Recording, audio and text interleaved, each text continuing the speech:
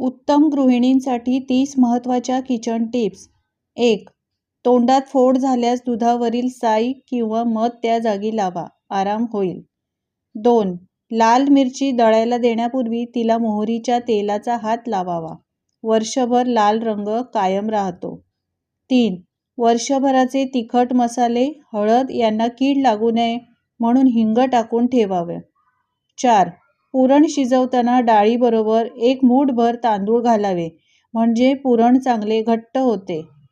5.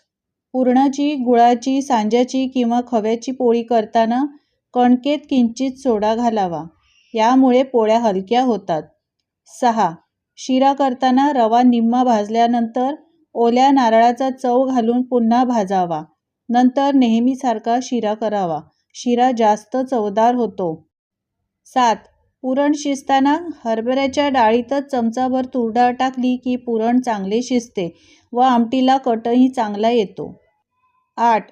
मेथी न शिजवता मेथीचे लाडू करायचे असल्यास मेथी चांगली भाजून घेऊन पावडर तयार करून रव्याबरोबर लाडू करावेत. 9. बेसन लाडू करताना हरभरा डाळ भाजून नंतर डाळ दळून त्याचे लाडू करावेत. तूप कमी लागते. बेसन चटकन भाजले जाते. डाळ भाजल्यामुळे पौष्टिकपणा वाढतो आणि लाडू देखील पचायला हलके होतात आणि खमंग देखील होतात. 10. गोड बुंदी बर्फीचे लाडूचे तुकडे उरल्यास दूध व ब्रेड घालून खीर किंवा पुडिंग बनवावे.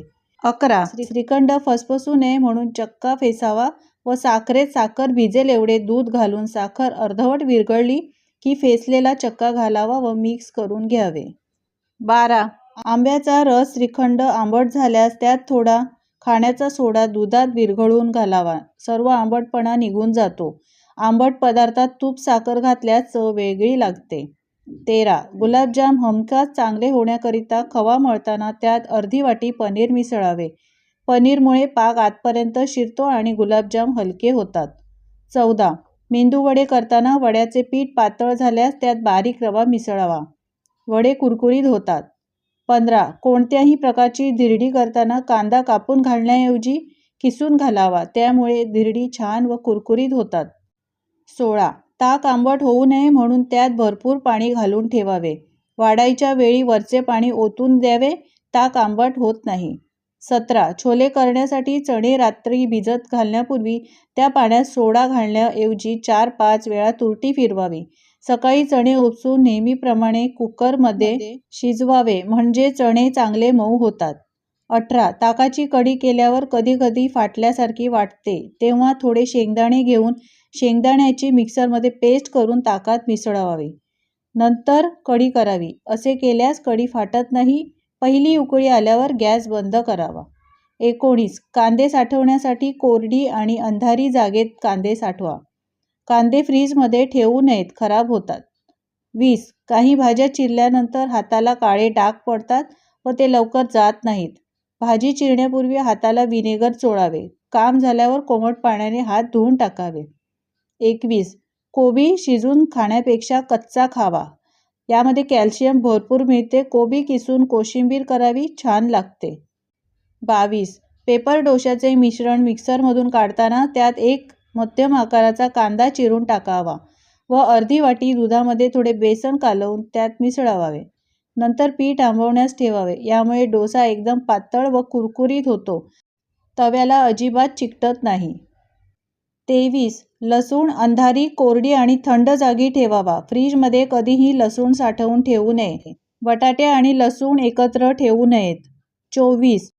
इडल्या जर उरल्या असतील तर त्यांचा कुस्करून आपण नेहमी रव्याचा उपमा बनवतो त्याचप्रमाणे उपमा बनवावा, चांगला होतो. 25. डोसे कुरकुरीत हवे असतील तर तांदूळ व उडीद डाळ 4/1 या प्रमाणात घ्यावी.